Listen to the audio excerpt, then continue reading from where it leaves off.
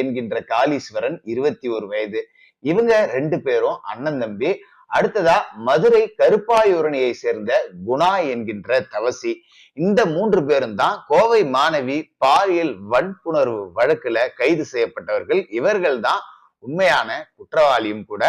இந்த மாணவி பாலியல் விவகாரத்துல பல விஷயங்கள் அப்படிங்கிறது எல்லா மீடியாக்களாலும் மறைக்கப்பட்டிருக்கு. அது மட்டும் இல்லாம இந்த 3 குற்றவாளிகளும் இந்த மாணவிய வன்புணர்வு செய்த அந்த நாள்லயே காலை நேரத்துல ஒரு கொலையவும் செஞ்சிருக்காங்க.